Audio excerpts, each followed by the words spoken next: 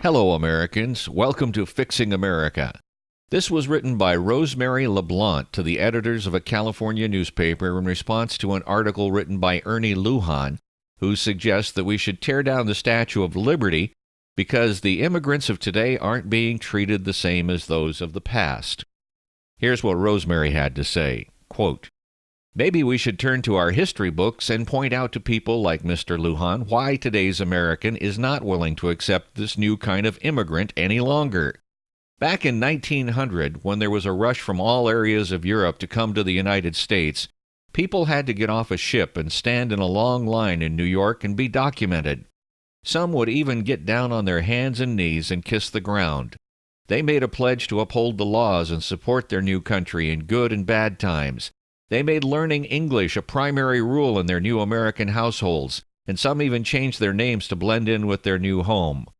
They had waved goodbye to their birthplace to give their children a new life and did everything in their power to help their children assimilate into one culture. Nothing was handed to them. No free lunches, no welfare, no labor laws to protect them. All they had were the skills and craftsmanship they had brought with them to trade for a future of prosperity. My father fought alongside men whose parents had come straight over from Germany, Italy, France, and Japan. None of these first-generation Americans ever gave any thought about what country their parents had come from. They were Americans, fighting Hitler, Mussolini, and the Emperor of Japan. They were defending the United States of America as one people. When we liberated France, not one in those villages were looking for the French American, the German American, or the Irish American. The people of France saw only Americans, and we carried one flag that represented one country. Not one of those immigrant sons would have thought about picking up another country's flag and waving it to represent who they were. It would have been a disgrace to their parents who had sacrificed so much to be here. These immigrants truly knew what it meant to be an American. They stirred the melting pot into one red, white, and blue bowl.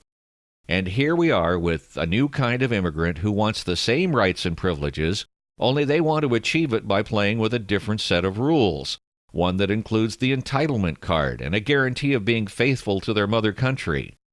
I'm sorry, that's not what being an American is all about.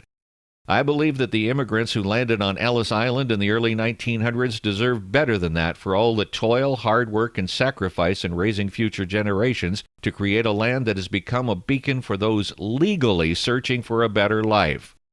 I think they would be appalled that they are being used as an example by those waving foreign country flags." End quote. Fixing America agrees. It seems the difference between yesterday's immigrants and today's immigrants is attitude. Yesterday's immigrants were grateful to find a place where they could work hard to create a better life.